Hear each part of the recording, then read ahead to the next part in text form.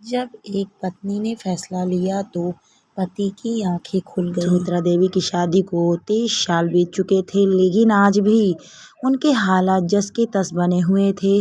पूरी जिंदगी उन्होंने अपनी सास और पति की मार खाई थी। सोचती थी कि शायद जब सास ना रहे तो कुछ सुधार हो जाए।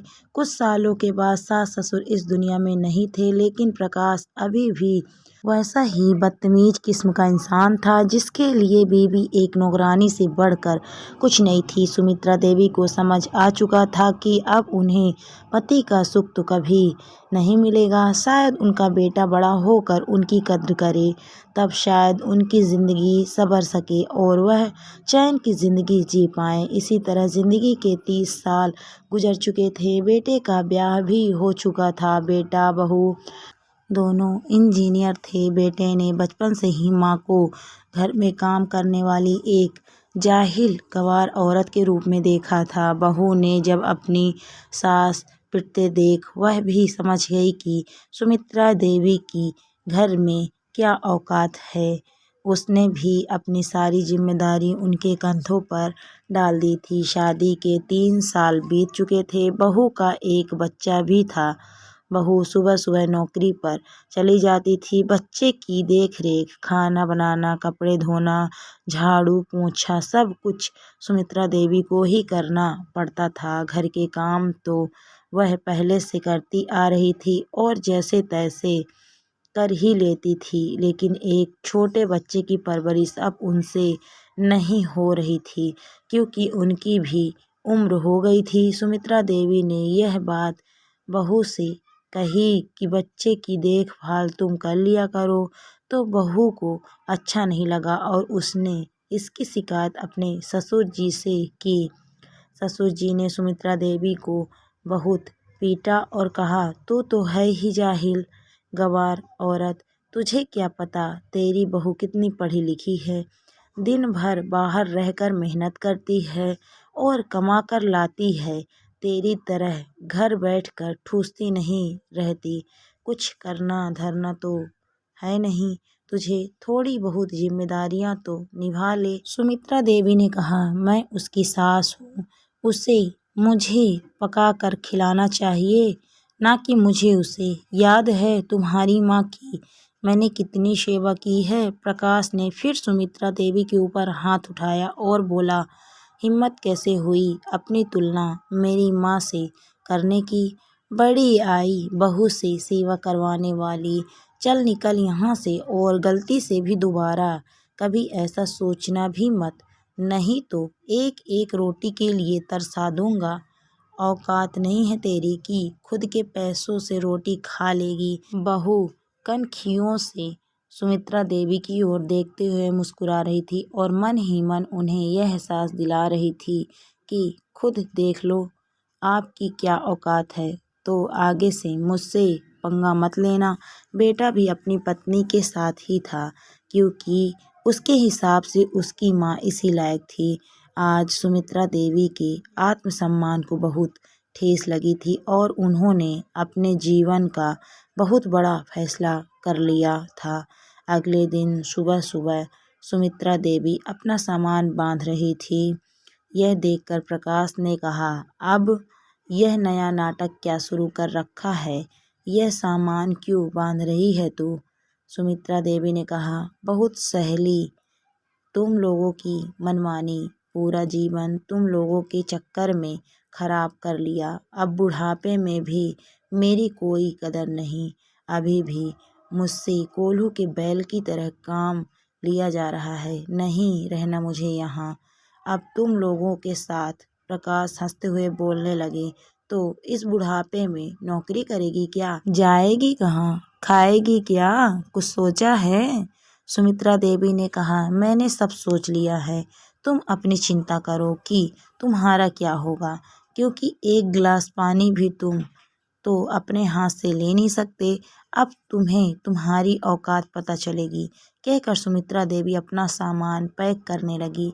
उन्होंने अपनी शादी में अपने मायके से मिले जेवर भी अपने सामान में रखना शुरू किया, जिसे उनकी बहू देख रही थी। और बहू ने बोला, मम्मी जी आपको जाना है तो जाइए, लेकिन इस घर के जेवर लेकर जाने का आपको कोई हक नहीं। सुमित्रा देवी ने बहुत ही कड़े शब्दों में कहा, यह मेरे जेवर हैं, मेरे माता पिता ने मेरी शादी में दिए थे। तू होती कौन है मुझे यह बताने वाली कि मुझे क्या लेकर जाना है और क्या नहीं। यह मेरा स्त्री धन है, किसी की औकात नहीं कि मुझे मेरा जेवर लेकर जाने से रोक सके। सुमित्रा के पति प्रकाश जी बोले, अच्छा इतनी हिम्मत हो गई तेरी, तुझे जहाँ जाना है जा, यह जेवर तो कहीं नहीं जाएंगे। बहू यह जेवर ले जाकर तू अपनी अलमारी में रख ले। बहू आगे बढ़ने लगी तो सुमित्रा देवी ने कहा, ऐसी गलती मत करना, अगर मैंने पुलिस को बुला लिया ना तो तेरा क्या होगा तू अच्छे से जानती है। दोनों ससुर बहू को जेल की हवा ना खिला दी तो मेरा नाम बदल देना, क्योंकि पूरा मोहल्ला जानता है कि मेरे साथ इस घर में पिछले 30 सालों से क्या होता रहा है। सुमित्रा देवी ने अपना सामान उठाया और घर से निकल गई। उन्होंने अपने रहने का इंतजाम कर लिया था। उनके घर के पास में ही एक अनाथ आश्रम था जहाँ कुक की ज़रूरत थी। उन्होंने सोचा, दिन भर तो घर में गधा मजदूरी ही करती हूँ और बदले में 2 निवाला खाती हूँ, साथ में 1000 गालियाँ और मार खाती हूँ और पति बेटे बहू से भी अपमानित भी होती हूँ। इससे अच्छा यहाँ अनाथ बच्चों के लिए खाना बनाऊँ, शांति और आत्मसम्मान के साथ अपनी ज़िंदगी काटूँ। अनाथ आश्रम में ही एक कमरे में उन्हें रहने की जगह भी मिल गई थी और उन्हें ठीक ठाक वेतन भी मिलता था, जिससे उनकी गुजर बसर आसानी से हो सकती थी। सुमित्रा देवी के घर छोड़कर जाते ही बहू को समझ में आ गया था कि अब प्रकाश यानी कि उसके ससुर जी के साथ रहने में उसका कोई फायदा नहीं है। ना वह घर का कोई काम करने वाले हैं और ना ही उसके बच्चों की देखरेख करने वाले हैं। तो बेटे बहू ने भी प्रकाश से किनारा करने में देरी नहीं की और दोनों ने अपना अलग मकान ले लिया और उसमें शिफ्ट हो गए। प्रकाश अब अपने घर में अकेला रह गया था। कुछ दिनों में ही उसे अपनी औकात पता चल गई। ना वक्त पर 2 रोटी मिलती थी, ना ही कोई उसकी हेकड़ी सहने वाला था। अब उसे सुबह उठकर धुले धुलाए कपड़े पहनने को नहीं मिलते थे। घर पूरा गंदा हो रहा था। बेड की चादर तक महीनों से नहीं बदली गई थी। प्रकाश के दारू शराब की आदत की वजह से कोई काम वाली भी उसके घर काम करने को तैयार नहीं होती थी। एक एक रोटी के लिए तरस गया था प्रकाश। बाहर का खाना उससे हजम नहीं होता था। इस वजह से वह और ज़्यादा दारू शराब पीने लगा था। 2-3 महीना में ही वह बुरी तरह से बीमार पड़ने लगा और उसे समझ में आ गया था कि सुमित्रा का उसके जीवन में क्या स्थान था। अब उसे सुमित्रा की कमी बहुत खल रही थी। उसे समझ में आ रहा था कि उसने उसके साथ कितना गलत किया है। उसने जैसे तैसे सुमित्रा का पता लगाया और अनाथ आश्रम में उससे मिलने के लिए पहुंच गया। वहां जाकर उसने सुमित्रा से कहा, सुमित्रा मुझे माफ़ कर दे, मैंने जीवन भर तेरे साथ बहुत गलत किया है। आज मैं बहुत पछता रहा हूँ। मेरे पास अब कोई भी नहीं है। मैं अकेला रहता हूँ। मेरी देखभाल करने वाला कोई भी नहीं। सुमित्रा देवी ने कहा, तुझ जैसे घटिया इंसान ने मेरी पूरी ज़िंदगी बर्बाद कर दी।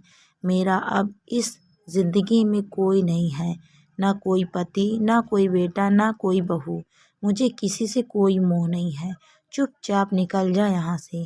कहकर सुमित्रा अपने कमरे में चली गई और दरवाज़ा अंदर से बंद कर लिया। आज सुमित्रा के दिल को बहुत सुकून मिल रहा था। वह सोच रही थी कि यही फैसला लेने की हिम्मत उसने उसे वक्त क्यों नहीं की थी, जब उसके साथ पहली बार उसके पति ने अत्याचार किया था। अब प्रकाश जी को भी पता चल गया था। अब सुमित्रा उसके जीवन में कभी भी वापस लौट कर नहीं आने वाली है।